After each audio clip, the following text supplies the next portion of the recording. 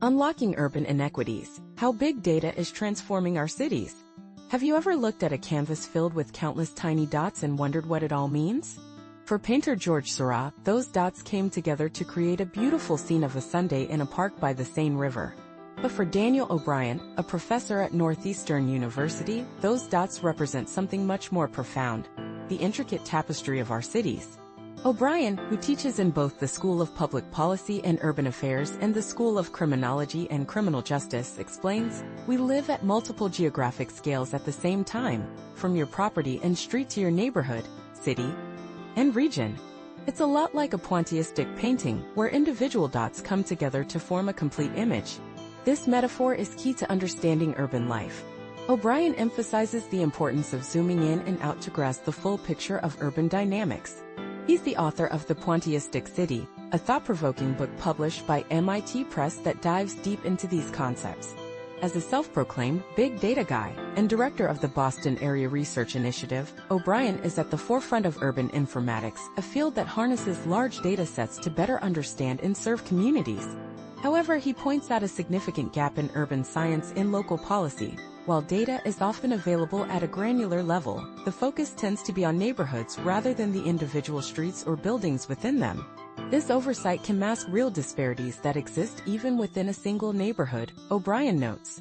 He refers to these disparities as microspatial inequities, and he draws on his experience with Boston's Problem Properties Task Force to illustrate their significance. This initiative, which began about a decade ago, targets properties labeled as problematic due to various issues, including code violations and high rates of emergency calls. Initially, O'Brien was skeptical about the effectiveness of this focus, fearing that crime would simply shift to other areas. But he was pleasantly surprised.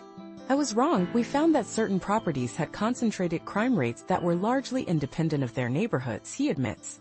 The research showed that interventions at these properties led to a significant reduction in crime and disorder, benefiting not just the targeted locations but also their surrounding areas for years to come. In his book, O'Brien also explores microspatial inequities through the lens of environmental justice. He collaborates with local community organizations to install sensors on streets that monitor heat and air pollution. This data empowers community groups to advocate for necessary changes in their neighborhoods. "We're putting that information in the hands of the community so they can decide what actions to take and how to advocate for their needs," O'Brien explains. By leveraging insights about microspatial inequities, we're creating a new model for intervention that is both science-driven and community-led. Community involvement is essential in tackling these inequities. After all, who knows a neighborhood better than its residents? O'Brien emphasizes the need to blend scientific data with community perspectives to develop effective, community-led approaches to policy and practice. "That's the only way to truly capitalize on the insights from my book and effectively address microspatial inequities," he concludes.